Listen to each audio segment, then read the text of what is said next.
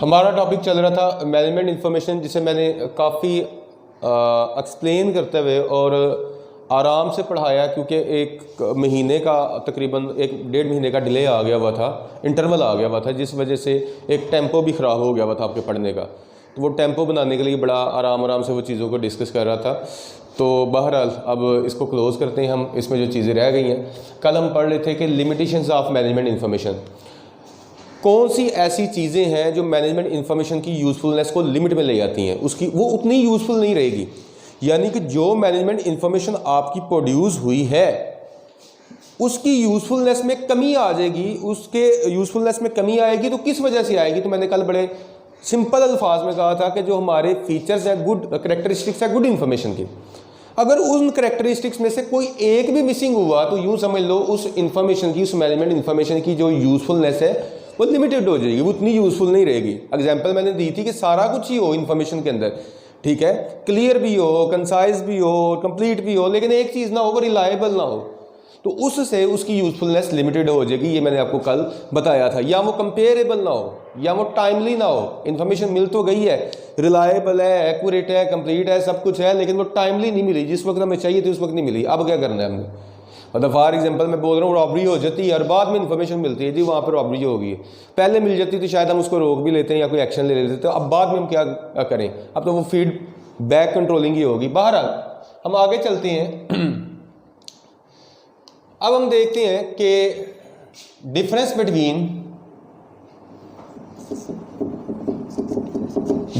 Between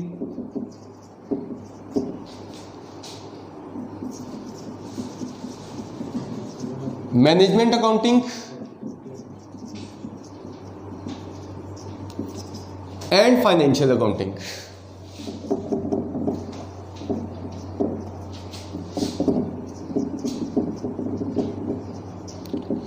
management accounting और financial accounting के दरमियान डिफरेंस क्या है? ओके, हम ये पढ़ने लगे हैं। तो ख्याल रखिएगा, जो मैनेजमेंट अकाउंटिंग है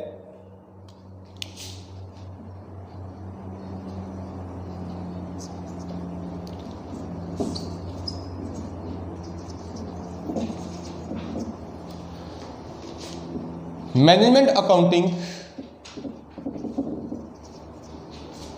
इज बेसिकली यूज्ड फॉर, किसके लिए यूज होती है? ये कल भी मैंने आपको बताया था। Basically used for planning, decision making,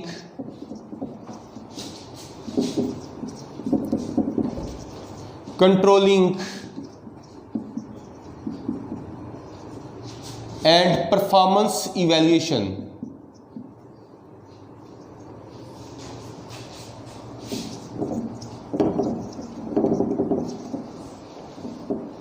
ये मैंने पहले भी आपको बताया था कि जो हमारी मैनेजमेंट होती है या मैनेजमेंट अकाउंटिंग है, बेसिकली इसका मकसद क्या है कि हम प्लानिंग करें। प्लानिंग क्या होता है? ऑब्जेक्टिव सेट करना और उसको अचीव करने वाली स्ट्रेटजी बनाना। ये किस में होता है? ये मैनेजमेंट अकाउंटिंग का फंक्शन है। डिसीजंस लेना, ये किसका फंक्शन है? मैनेजमेंट का। इसी तरह कंट्रोल करना, क्या करना? कंट्रोल करना। कंट्रोल मतलब कंपेयर करना अपने प्लान को, जो आपने प्लान किया था, फिर उसको अपने रिजल्ट्स के साथ कंपेयर करना, और रिजल्ट्स के साथ कंपेयर करके डिफरेंस देखना, क्या कोई डिफरेंस आया है, और अगर कोई डिफरेंस आया होता है तो उस पर हम क्या लेते हैं? फिर कोई एक्शन लेते हैं जो मुनासिब एक्शन होता है। और इसी तरह परफॉर्मेंस को इवैल्यूएट करना। परफॉर्मेंस को इवैल्यूएट करने से क्या मुराद है? कौन सा मैनेजर, कौन सा स्टाफ मेंबर अच्छा परफॉर्म कर रहा है, कौन सा स्टाफ मेंबर बुरा परफॉर्म कर रहा है। तो ये एस्टेब्लिश करना भी मैनेजमेंट अकाउंटिंग का ही फंक्शन है। जबकि आपकी जो फाइनेंशियल अकाउंटिंग है, whereas financial accounting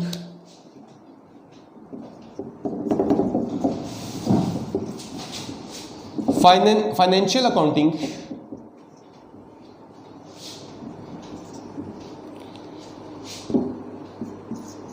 is basically used for reporting purpose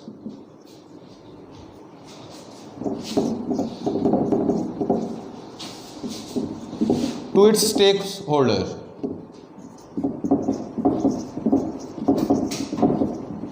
financial accounting का जो बेसिकली पर्पस है वो क्या है आपकी रिपोर्टिंग ही है ना तमाम स्टेक होल्डर्स को।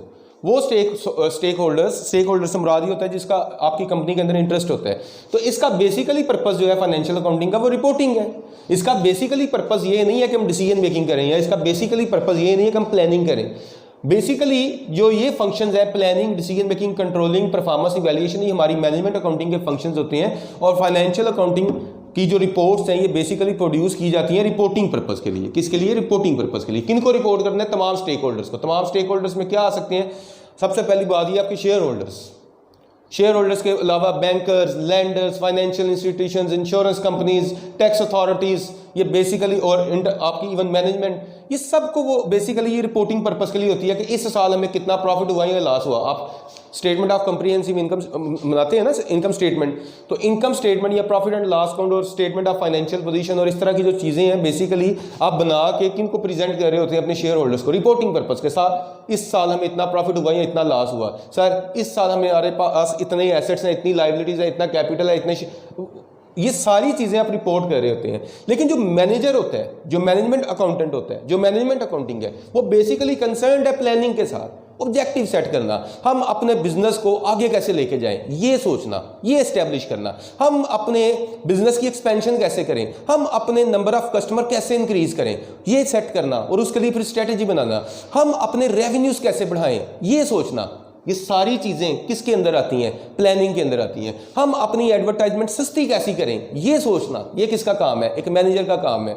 हम न्यू मार्केट कैसे कैप्चर करें, हम रिटेंशन कैसे करें, हम नई नई प्रोडक्ट्स कैसे लेके आए ये सोचना और उनके लिए स्ट्रेटजीज बनाना, ये सारा काम किसका होता है?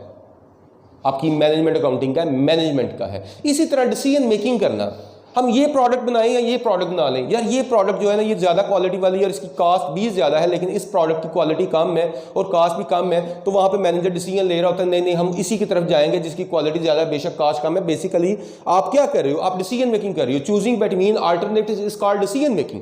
बात फॉलो कर रही है कि नहीं कर रहे? हम इस कस्टमर के साथ बिजनेस करेंगे या नहीं करें, डिसीजन मेकिंग।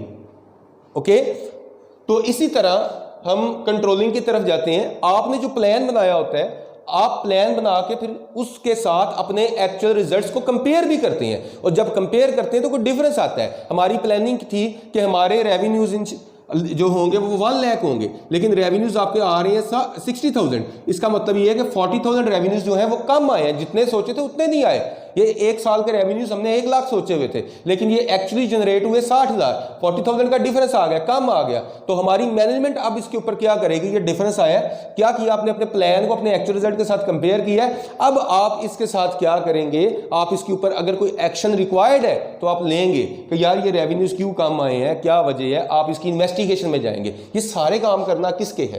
कंट्रोलिंग में आएगा। और ये किसका काम है? ये मैनेजमेंट अकाउंटिंग का काम है। इसी तरह परफॉर्मेंस को इवैल्यूएट करना कि यार ये सेल्स मैनेजर था, उसको हमने बोला हुआ था कि तुमने 1 साल में 1 साल का रेवेन्यू लेके आना है, लेकिन इस मैनेजर ने कुछ भी नहीं किया, आराम से बैठा रहता था, ज़्यादा मार्केट में नहीं था जाता, कस्टमर को कन्विंस नहीं था करता, और इसने हमारी जो है वो रेवेन्यूज जो है वो 1 लाख हम प्लान किए हुए थे वो 1 लाख अचीव नहीं कर सका, सिर्फ 60,000 रुपये गया है। इसका मतलब ये है कि इसने को बहुत अच्छा परफॉर्म नहीं किया। तो इससे आप क्या करें? परफॉर्मेंस इवैल्यूएशन करें। ये सारे काम बेसिकली किसके हैं? ये सारे काम मैनेजमेंट अकाउंटिंग के हैं। इसलिए याद रखिएगा कि जो मेन डिफरेंस है वो ये है कि financial accounting is just for basically reporting पर रिपोर्ट कर रही है। इस साल प्रॉफिट कितना है, इस साल लॉस कितना है, इस साल हमारे पास रेवेन्यूज कितने थे, इस साल कास्ट ऑफ सेल कितनी थी, इस साल रेंट कितना था, इस साल हमारे एसेट्स कितने थे, लायबिलिटीज कितनी थी, नॉन करंट एसेट्स कितने हैं। बात फॉलो कर रही है कि नहीं? ये इसका पर्पस था।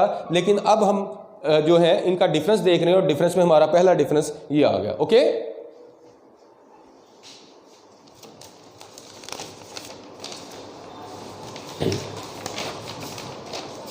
बच्चे बात समझ आ गई?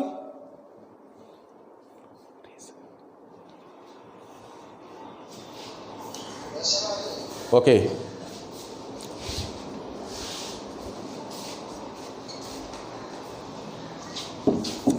अब इसका दूसरा पर्पस देखते हैं, दूसरा डिफरेंस देखते हैं, सॉरी जल्दी से।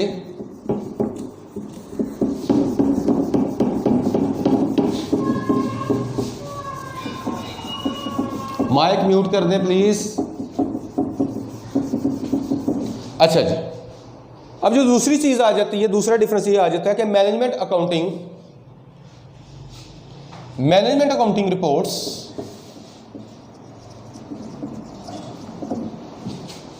Management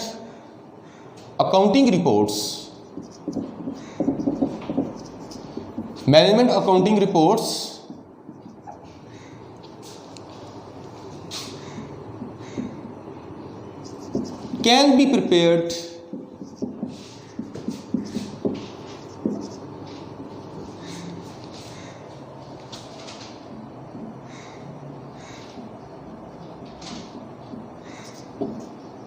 can be prepared on weekly, monthly, annually, or even daily or hourly.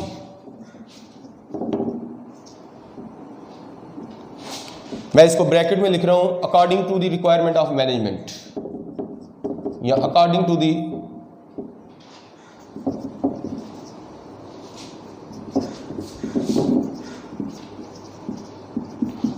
The need of management. जो आपकी मैनेजमेंट अकाउंटिंग की रिपोर्ट्स होती हैं ना, वो हम डेली भी प्रिपेयर कर सकते हैं, इवन आवरली प्रिपेयर कर सकते हैं, वीकली प्रिपेयर कर सकते हैं, मंथली प्रिपेयर कर सकते हैं, ठीक है। 6 माह की रिपोर्ट ले सकते हैं, 1 साल की रिपोर्ट बना सकते हैं। ये आपकी मैनेजमेंट अकाउंटिंग की रिपोर्ट्स हैं। फॉर एग्जांपल, जैसे मैं बोलता हूँ कि हमारा इंस्टीट्यूट है, तो मैं अपने मैनेजमेंट वो जो इंफॉर्मेशन एंड करियर काउंसलर हैं उनको बोलता हूँ, भाई मुझे आपने हर 1 घंटे की, ये एडमिशन के दिन जा रहे हैं, मैट्रिक का रिजल्ट आ गया, मैं उन्हें बोलता हूँ भाई मुझे हर घंटे की रिपोर्ट चाहिए, हर 1 घंटे बाद मुझे बताओ कि कितने न्यू स्टूडेंट्स की इंक्वायरीज आई हैं, हर 1 घंटे। अगर मुझे ऐसी ज़रूरत फील हो तो मैं ऐसे बोल दूंगा। या मैं उन्हें यह भी कह सकता हूं, यार मुझे डेली जाने से पहले आपने रिपोर्ट सेंड करनी है किस चीज़ की, कि आज कितनी इंक्वायरीज आई, उसमें से कितने स्टूडेंट्स कन्वर्ट हुए एडमिशन्स में, कितने स्टूडेंट्स ने फी पे की, मुझे डेली रिपोर्ट चाहिए। अगर डेली चाहिए तो ये डेली मिलेगी। ये हमारी कौन सी होती है? ये मैनेजमेंट अकाउंटिंग रिपोर्ट्स होती हैं, यानी कि ये अकॉर्डिंग टू मैनेजमेंट रिक्वायरमेंट होती हैं। ये चाहे तो डेली मिल सकती हैं, चाहे तो वीकली हो सकती हैं, मंथली हो सकती हैं। जैसे कंट्रोल रिपोर्ट्स होती हैं तो normally these are produce monthly. Control reports क्या है, ये आप जब MA2 में जाएंगे तो इंशाल्लाह आपको समझ आ जाएगी। कंट्रोल रिपोर्ट्स बेसिकली हमारी वेरियस एनालिसिस रिपोर्ट्स होती हैं। इसको हम बड़ी डिटेल में जाकर अगले सब्जेक्ट में पढ़ेंगे, अभी आप कंसर्न नहीं है इस चीज़ से।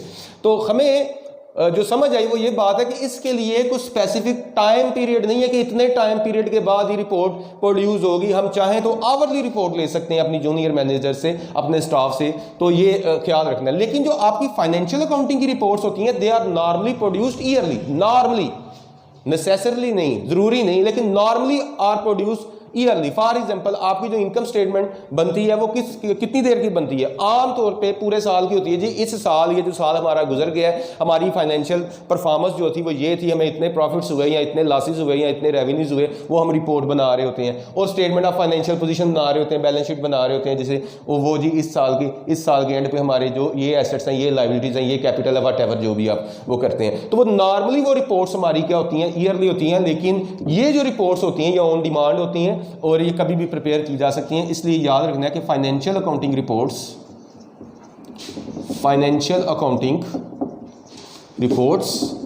जिनमें आपकी क्या आ जाती है?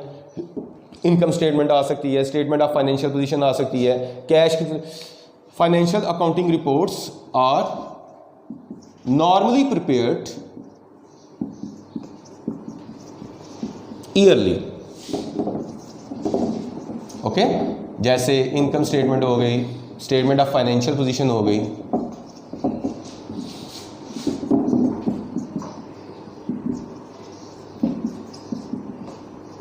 Okay.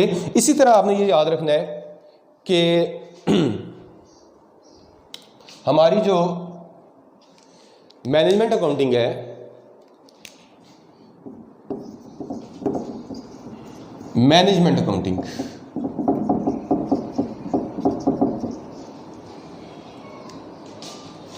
is used for internal reporting only. Internal reporting only, ख्याल रहे मैं एक यहां पर वर्ड यूज कर रहा हूं, ओनली। मैनेजमेंट अकाउंटिंग की जो रिपोर्ट्स होती हैं ये सिर्फ और सिर्फ इंटरनल यूज़ के लिए होती हैं। इंटरनल यूज़ से क्या मुराद है, ये सिर्फ मैनेजर्स के इस्तेमाल में होती हैं। फॉर एग्जांपल अगर कंट्रोल रिपोर्ट्स बन रही हैं तो इसे कौन यूज़ करेंगे, मैनेजर्स ही यूज़ करेंगे ना। ये हमने अपने बैंक को तो नहीं दिखानी कि ये हमारी कंट्रोल रिपोर्ट है, या हमने वो किसी इंश्योरेंस कंपनी को तो नहीं दिखानी कि ये हमारी कंट्रोल रिपोर्ट्स हैं, या हमने उससे ये तो नहीं बताना कि हमारे आज इतने एडमिशन हुए थे या इतनी हमने। तो ये जो मैनेजमेंट अकाउंटिंग की रिपोर्ट्स होती हैं, याद रखिएगा, these are only used for internal purpose, ये एक्सटर्नल पर्पस के लिए नहीं होती। लेकिन जो फाइनेंशियल अकाउंटिंग है that is mainly used for external reporting, basically that is used for mainly external reporting but can be used for internal reporting. लेकिन ये जो है, ये ख्याल रहे, मैंने यहाँ पे वर्ड यूज किया ओनली, ये सिर्फ और सिर्फ इंटरनल यूज के लिए होती हैं, ये एक्सटर्नल यूज के लिए नहीं होती। लेकिन फाइनेंशियल अकाउंटिंग का जो मेन एम है वो एक्सटर्नल रिपोर्टिंग है, एक्सटर्नल रिपोर्टिंग है, लेकिन इंटरनली भी यूज हो सकता है। हमारे जो इंटरनली मैनेजमेंट स्ट्रक्चर होता है या मैनेजमेंट होती है वो यूज कर सकती है उन रिपोर्ट्स को, फाइनेंशियल अकाउंटिंग की रिपोर्ट्स को। लेकिन मेनली जो उसका बेसिकली पर्पज है वो एक्सटर्नल रिपोर्टिंग होती है। एक्सटर्नल रिपोर्टिंग से क्या मुराद है, शेयर होल्डर्स को, बैंकर्स को, लैंडर्स को, फाइनेंशियल इंस्टीट्यूशंस को, टैक्स अथॉरिटीज को, ये उनको प्रेजेंट करने के लिए बेसिकली होती हैं फाइनेंशियल अकाउंटिंग की reports, but can be used for internal reporting. याद रहे, management accounting can only be used for internal reporting. It cannot be used or it cannot be disclosed to outsiders. Okay.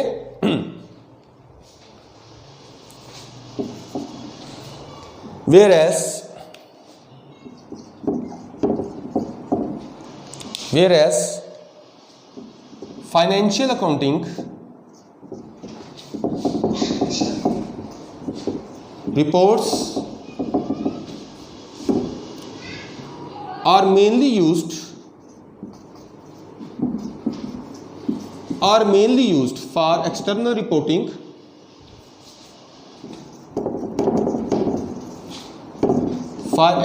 reporting, however these can be used for internal reporting, internal purpose, यानी कि ये नहीं कि internal purpose के लिए use नहीं हो सकती। अब फर्ज करो अगर आपको एमसीक्यू आता है, और वो एमसीक्यू क्या आता है कि financial accounting reports are mainly use for internal purpose, तो आप लोगों ने क्या कहना है, no, mainly use for external purpose. अच्छा, अगर आपको ये एमसीक्यू आ जाए कि financial accounting reports are only and only used for external reporting, तो आपने कहना नहीं, this can also be used for internal reporting. अच्छा, अगर आपको ये कहा जाए कि management accounting reports can be used by outsiders, तो आपने कहना no, management accounting reports can only be used for internal purpose by our management. बात फॉलो कर गए कि नहीं कर गए? ओके। इसी तरह आपने ये याद रखना है कि मैनेजमेंट अकाउंटिंग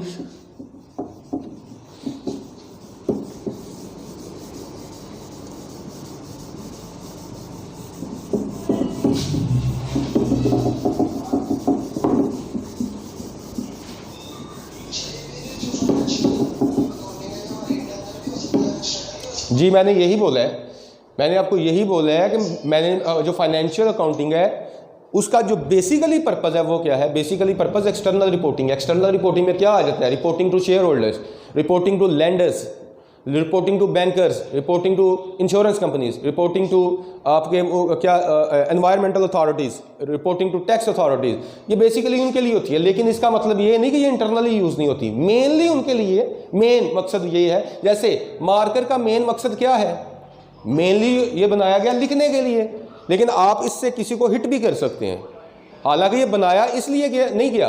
फाइनेंशियल अकाउंटिंग इसी तरह जो मेनली बनाई गई है वो एक्सटर्नल रिपोर्टिंग के लिए है, लेकिन उसे इंटरनली भी यूज़ किया जाता है। लेकिन जो मैनेजमेंट अकाउंटिंग है, मैंने बोला ये सिर्फ और सिर्फ किसके लिए, इंटरनल यूज़ के लिए।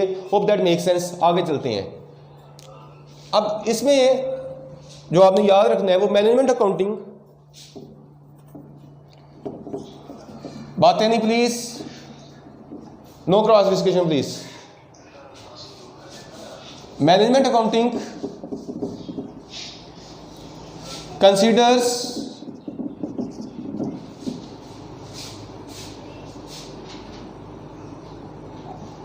both past and future data.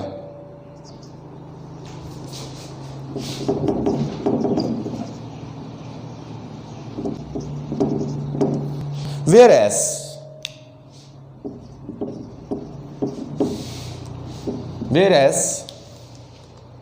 financial accounting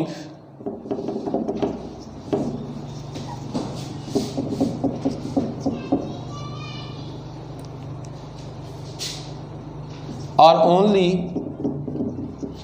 historical records. Note करें जल्दी से। मैनेजमेंट अकाउंटिंग जो है वो कंसीडर करती है both past and future data, जबकि फाइनेंशियल अकाउंटिंग जो है वो बेसिकली हमारे क्या होते हैं, वो हिस्टोरिकल रिकॉर्ड्स होते हैं। एक ट्रांजैक्शन अकर होती है तो आप उसे रिकॉर्ड करते हैं। बात फॉलो करें, इनकम, आपकी इनकम की ट्रांजैक्शन हुई है, इनकम की डीलिंग हुई है, इनकम आई है आपकी, तो आप उसे रिकॉर्ड करते हैं। इसी तरह रेंट अकर हुआ है तो फिर आप उसे रिकॉर्ड करते हैं। तो ये बेसिकली जो आपके फाइनेंशियल अकाउंटिंग होते हैं वो हिस्टोरिकल रिकॉर्ड है। हिस्ट्री से क्या मतलब होता है, पास्ट रिकॉर्ड्स है। लेकिन जो मैनेजमेंट अकाउंटिंग है ना, वो that is concern with past and future data. वो कैसे? पास्ट डाटा उसमें ये है कि आपने एक मटेरियल परचेज की है एट द रेट 10 पर केजी, एट द रेट 10 पर केजी। ये आपने मटेरियल परचेज कर लिया है या इसकी डीलिंग हो गई है, तो अब आप इसको अगर कंसीडर करते हो फॉर सम पर्पस, मतलब फॉर एग्जांपल इसकी बेस पे आपने को प्लानिंग करनी है या प्रोडक्ट कास्टिंग करनी है, प्रॉपर प्रोडक्ट कास्टिंग करनी है, तो ये आप किस डाटा को कंसीडर कर रहे हो? ये आप मटेरियल परचेज कर चुके हो, इसकी डीलिंग हो चुकी है, और इस डाटा को आप अब यूज़ कर रहे हो अपनी प्रोडक्ट कास्टिंग के लिए कि ये जो मेरी चेयर है या ये फला चीज़ है ये कितने में बनेगी। तो ये आप किस डाटा को कंसीडर कर रहे हो? ये हिस्टोरिकल रिकॉर्ड को कंसीडर कर रहे हो, ये पास्ट रिकॉर्ड को कंसीडर कर रहे हो।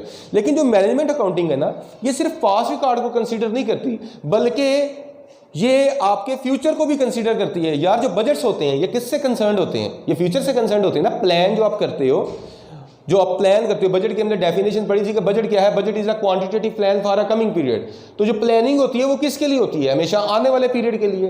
तो इसका मतलब ये है कि आप मैनेजमेंट अकाउंटिंग में फ्यूचर को भी बहुत जो है डिटेल में कंसीडर करते हो कि हम इन फ्यूचर क्या करेंगे और कैसे करेंगे। इसी तरह आप फोरकास्ट जो करते हो वो मैनेजमेंट अकाउंटिंग में ही होती है ना, वो किसके लिए होती है? वो फ्यूचर के लिए होती है। तो हमें ख्याल रखना है कि जो आपकी मैनेजमेंट अकाउंटिंग है वो सिर्फ पास्ट डाटा से कंसर्न नहीं होती, बल्कि ये फ्यूचर को भी कंसीडर कर रही होती है। लेकिन जो फाइनेंशियल अकाउंटिंग होती है वो हमारे हिस्टोरिकल रिकॉर्ड्स होते हैं। एक ट्रांजैक्शन हो जाती है, उसे रिकॉर्ड कर दिया जाता है सिंपली। इसके बाद आपको अपनी फाइनेंशियल अकाउंटिंग की जो डेफिनेशन है वो बड़ी अच्छे से याद होगी कि फाइनेंशियल अकाउंटिंग क्या है। Financial accounting is an art of recording. किसको रिकॉर्ड कर रहे हो? आपकी एक ट्रांजैक्शन जो है वो अकर हुई है तो आप उसे रिकॉर्ड कर रहे हो, आप उसे समराइज करते हो, आप उसे क्लासीफाई करते हो, आप उसकी इंटरप्रिटेशन करते हो, यही है ना, आप उसकी रिपोर्टिंग करते हो। यानी कि आपके हिस्टोरिकल रिकॉर्ड्स होते हैं, आप उनको फिर रिकॉर्ड कर लेते हो। एक ट्रांजैक्शन हो गई है, हमने जी एसेट की डीलिंग कर ली है, चाइना से एक प्लांट एंड मशीनरी मंगवाना है, कितने का जी? 10 लाख का। ये हमारी डीलिंग होगी, बात डन हो गई है, हमारी ट्रांजैक्शन होगी, हम उसको रिकॉर्ड कर लेते हैं, उसको क्लासीफाई कर लेते हैं, उसको समराइज कर लेते हैं, उसको इंटरप्रेट करते हैं, उसी को हम क्या करते हैं? रिपोर्ट करते हैं। तो बेसिकली फाइनेंशियल अकाउंटिंग तो इस चीज का नाम है। लेकिन जो मैनेजमेंट अकाउंटिंग है, मैनेजमेंट अकाउंटिंग में हम प्लान्स बना रहे होते हैं और प्लान्स फ्यूचर के लिए होते हैं। तो इसमें जस्ट पास्ट का डाटा नहीं होता, इसमें हम डिसीजंस ले रहे होते हैं। किसके लिए होते हैं? फ्यूचर के लिए होते हैं। इसी तरह हम कंट्रोल कर रहे होते हैं। कंट्रोलिंग किसकी हो सकती है? जो वक्त गुजर गया उसके लिए तो कंट्रोलिंग नहीं हो सकती, फ्यूचर के लिए होती है। तो इसका मतलब ये है कि मैनेजमेंट अकाउंटिंग जो है वो वो दोनों चीजों को देख रही होती है, पास्ट को भी और फ्यूचर को भी। ओके, इसी तरह आपने याद रखना है कि आपकी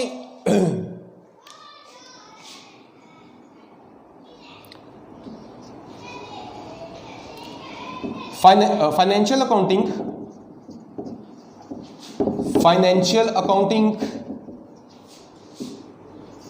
only considers financial information. Financial information से क्या मुराद है? Information which is expressed in monetary terms, money terms. जैसे अगर हमारी यहाँ पे करेंसी, मैं बोलता हूँ रुपीज है तो वो रुपी में है, तो हम रुपी में एक्सप्रेस करें उसको, तो उसे हम कहते हैं मॉनेटरी टर्म्स में। फाइनेंशियल इंफॉर्मेशन से मुराद जिससे हम किस में एक्सप्रेस करें, जिसे हम किस में एक्सप्रेस करें? मॉनेटरी टर्म्स में, मनी टर्म्स में, मनी टर्म्स। तो फाइनेंशियल अकाउंटिंग जो है वो किसको कंसीडर कर रही होती है? फाइनेंशियल इंफॉर्मेशन को, और यानी कि जो मनी टर्म्स में होती है। 10 लाख रुपया, रुपीस, ठीक है, 10 लाख डॉलर, 10 लाख पाउंड, हम इस तरह कंसीडर कर रहे होते हैं उसमें।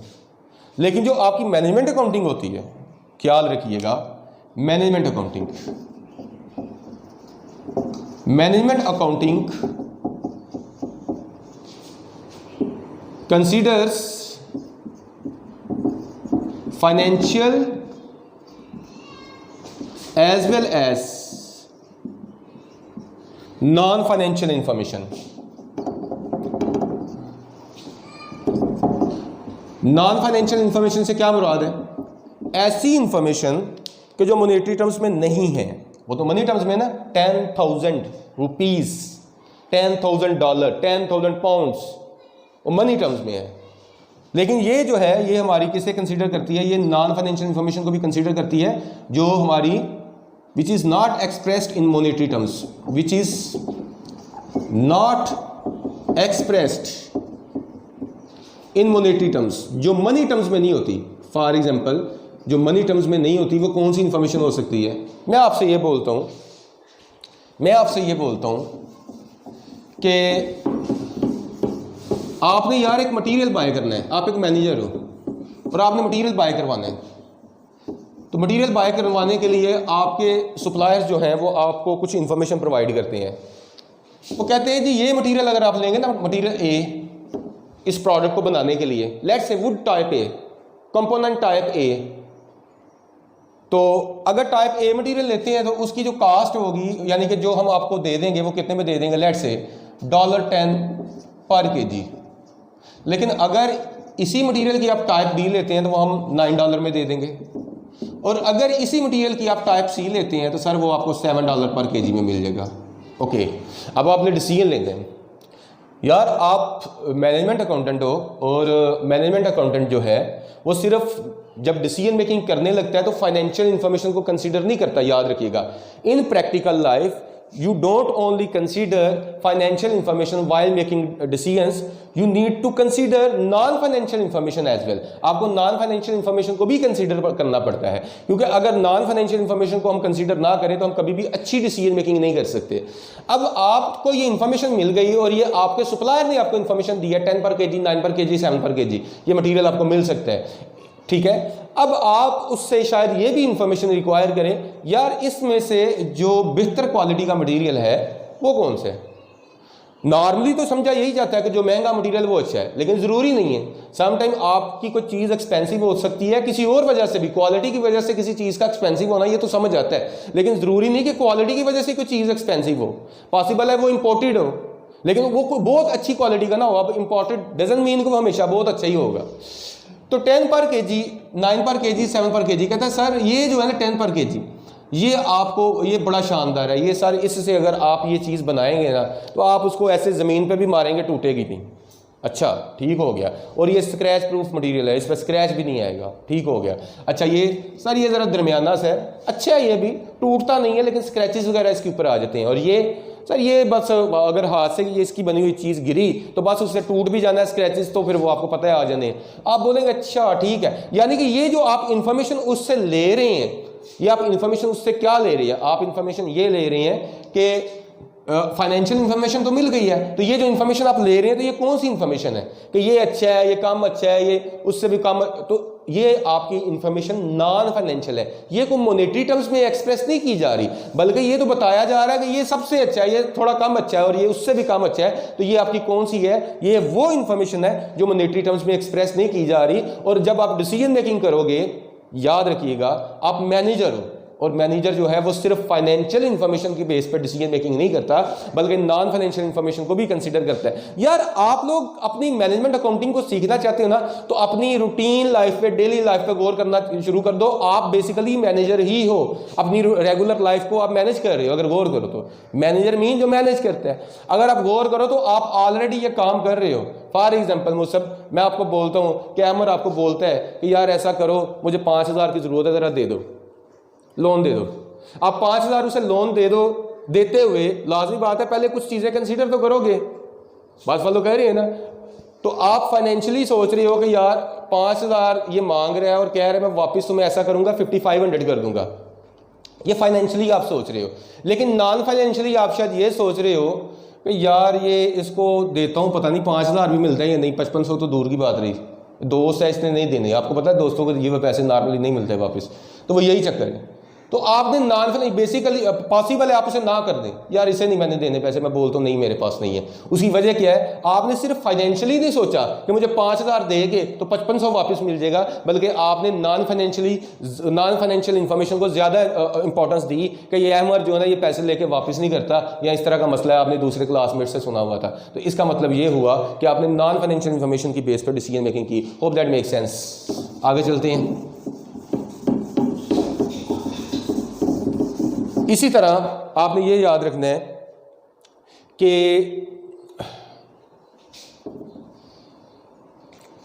हमारे पॉइंट्स जो मैंने लिखे थे वो मैंने रेज कर दिए हैं। अच्छा,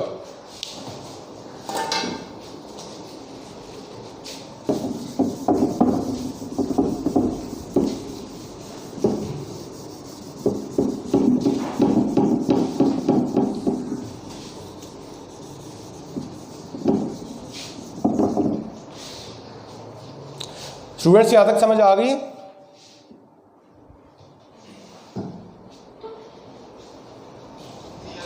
ओके, वेरी गुड।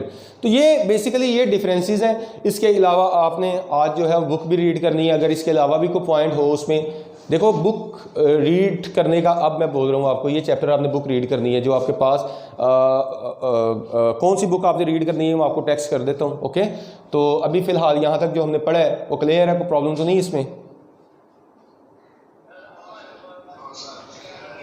कोई बात नहीं, मैं आपको बता देता हूँ, टेक्स्ट कर देता हूँ कि क्या करना है आपने। Okay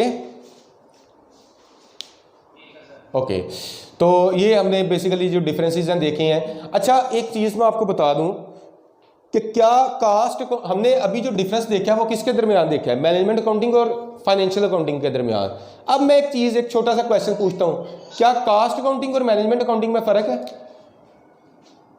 difference between caste and management accounting कोई है?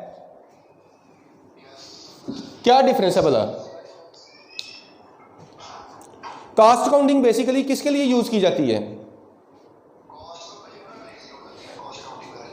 बेवकूफ, कास्ट अकाउंटिंग बेसिकली किस चीज से कंसर्न्ड है, क्यों सीखते हैं हम? अगर आपको याद हो तो हमारा MA1 का जो फर्स्ट लेक्चर था उसमें हमने पढ़ा था, सबसे पहले पढ़ा था मीनिंग ऑफ कास्ट, और फिर हमने क्या पढ़ा था कि पर्पस ऑफ कास्ट अकाउंटिंग। हम कास्ट अकाउंटिंग क्यों पढ़ते हैं? हम कास्ट अकाउंटिंग इसलिए पढ़ते हैं कि हम इस काबिल हो जाएं कि हम किसी प्रोडक्ट की या किसी सर्विस की कास्ट एक्यूरेटली कर सकें। तो इसका मतलब ये है कि cost accounting is basically concerned with calculation of cost of product और सर्विस। तो कास्ट अकाउंटिंग जो है बेसिकली किससे कंसर्न्ड है? With the costing of products और सर्विसेज। उसमें हम सीखते हैं कि हम किसी प्रोडक्ट की कास्ट कैसे कैलकुलेट करें, मटेरियल कास्ट कितनी है, लेबर कास्ट कितनी है, फैक्ट्री ओवरहेड कास्ट कितनी है, नॉन फैक्ट्री ओवरहेड्स कितनी है, इस तरह की चीज़ें, मुख्तलिफ चीज़ें कंसीडर करते हैं। और हम कास्टिंग प्रिंसिपल सीखते हैं कि फिक्स्ड ओवरहेड लेने हैं, फिक्स फैक्ट्री ओवरहेड लेने हैं, नहीं लेने। तो cost accounting is basically concerned with the costing of products और services, but management accounting is basically concerned with planning, decision making, controlling. Manager का काम बैठ के कास्ट कैलकुलेट करना नहीं होता, मैनेजमेंट अकाउंटिंग का काम है प्लान बनाना। कास्ट अकाउंटिंग आपको इंफॉर्मेशन प्रोवाइड कर देती है कि इस प्रोडक्ट की कास्ट कितनी है, इस प्रोडक्ट की कास्ट कितनी है। अब मैनेजमेंट अकाउंटेंट उस पर काम करता है, अच्छा ठीक है इसकी कास्ट इतनी है, इसकी कास्ट इतनी है, तो हम डिसीजन ये लेंगे कि ये वाला काम करेंगे और ये वाला नहीं करेंगे, या ये वाला करेंगे अभी करेंगे और ये वाला बाद में करेंगे। तो याद रखिएगा कि मैनेजमेंट अकाउंटिंग, आपने बोला है सर बजट बनाना, कास्ट अकाउंटिंग में बजट बनते हैं, कास्ट अकाउंटिंग नहीं, वो मैनेजमेंट अकाउंटिंग में बजट्स बनते हैं। बात फॉलो कर रहे हैं कि नहीं कर रहे? मैनेजमेंट अकाउंटिंग किससे कंसर्न है? प्लानिंग से। बजट क्या होता है? प्लान होता है। बजट की क्या डेफिनेशन है? Budget is a quantitative plan for a coming period, कि वो आने वाले पीरियड का एक प्लान होता है। तो हमें याद रखना है कि cost accounting is concerned only with costing, और management accounting is concerned with planning, decision making, controlling, performance evaluation, organizing the activities and so on. Hope that make sense. Okay, thank you so much. Allah Hafiz.